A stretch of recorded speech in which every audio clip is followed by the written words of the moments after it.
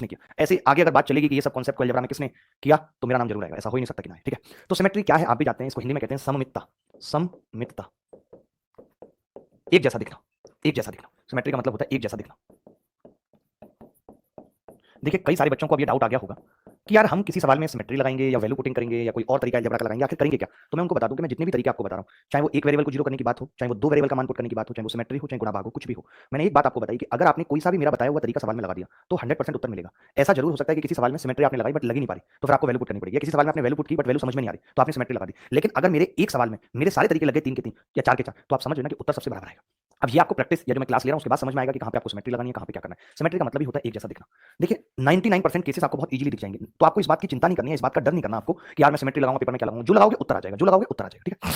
तो मैंने बताया कि 99% केसेस में क्या करना है कि जब variables equal number of times आए, जब variable equal number of times आए, जब variables equal number of times आए, जब जो वेरिएबल्स हैं वो बराबर आए, ठीक है, जब variables equal number of times आए, यानी कि अगर एबीसी है, अगर एबीसी पे सवाल है या फिर सवाल एक्स वाई जेड पे है या फिर सवाल एल एम एन पे है, किसी पर भी सवाल है, इसका मतलब है जितनी बार ए आया, जितनी बार ए आया दिखते ही पता लग जाएगा। 99% केसेस लिखा मैंने, ऐसा नहीं है कि 100% तभी लगानी है, इसके अलावा भी हम सिमेट्री लगा सकते हैं, इसके अलावा भी हम सिमेट्री लगा सकते हैं। यानी जितनी बार ए आया, जितनी बार ए आया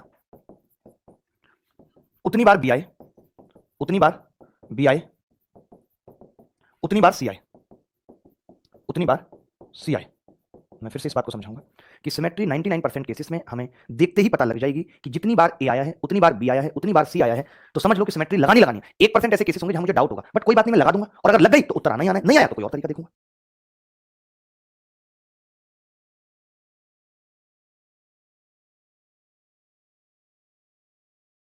कल वाली पीडीएफ भी बता रहे हैं शायद नहीं डल पाई है, तो कल मुझे वक्त नहीं था, तो ये लोग मेरी बिना परमिशन के डालते नहीं है कि उसमें कुछ गलतियां ना हो, तो आज डल जाएंगी दोनों पीडीएफ, कंबाइंड नहीं डलेंगी, अलग अलग ही डलेंगी, कल की डलेगी, आज की डलेगी। तो बार बार उस चीज पे ही कमेंट ना करें कि पीडीएफ नहीं मिली है, कल की भी मिल जाएगी, आज की भी मिल जाएगी। हमें भी बहुत क्लासेस लेनी होती है, आप भी जानते हैं, कल सुबह 9 से 11 क्लास ली, मेरा अर्थमेटिक का बैच चल रहा है अकेडमी प्लस पे। सोचो 9 से 11 क्लास लेने के बाद मैं भागते भागते एक कप चाय पीता हूं, फिर 12 बजे की क्लास के लिए कंटेंट बनाना पड़ता है, फिर 12 से 1 सवा 1 तक क्लास ले ली, फिर आपको पता होगा कल 12 से 1 नहीं हो पाई तो 1 से 2 थी, फिर 2 से फिर रेगुलर क्लास थी 3:30 बजे तक, फिर 5 से 7 क्लास थी, फिर रात को 8 से 10 बैच चलता है मेरा एडवांस मैथ्स का, ज्योमेट्री चल रही है अनअकैडमी प्लस पे। तो मेरी भी बहुत क्लासेस हैं, बैक टू बैक क्लासेस हैं। उसके अलावा मैं पेड क्लासेस एक दिन में सोचिए 4 घंटे पढ़ा रहा हूं, और फ्री क्लासेस एक दिन में 5 घंटे 6 घंटे पढ़ा रहा हूं, और बताओ इससे ज्यादा आप क्या लोगे।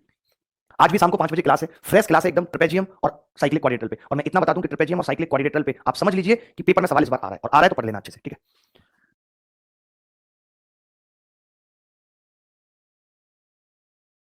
अगर ऐसा हो गया, अब आप सिमेट्री समझिए लास्ट में, अगर ऐसा हो गया ध्यान से सुनिए कि आपको सिमेट्री लगानी है, एक सवाल में एक जैसा दिख रहा है सवाल 99% केसेस में, जब variables equal number of times आए, यानी जितनी बार ए आया उतनी बार बी आया उतनी बार सी आए, तो इसका सॉल्यूशन क्या है आप अगले पेज पे देखें, यहीं पे मैं लिख रहा हूं इसका फिर सॉल्यूशन क्या है, हल क्या है। मैं यहां पे इसका सॉल्यूशन लिख रहा हूं बहुत सिंपल कि फिर सॉल्यूशन क्या है। तो सॉल्यूशन ये है कि इस केस में पुट ए बराबर बी बराबर सी, अब कोई डिस्टर्ब नहीं करेगा बच्चा एकदम, और हम फटाफट फटाफट सवाल करेंगे। पुट ए बराबर बी बराबर सी, यानी कि क्या होगा उस केस में, ए बराबर बी बराबर सी होगा, यानी तीनों वेरिएबल क्या होंगे, बराबर होंगे, ठीक है। या एक्स है तो एक्स बराबर वाई बराबर जेड होगा।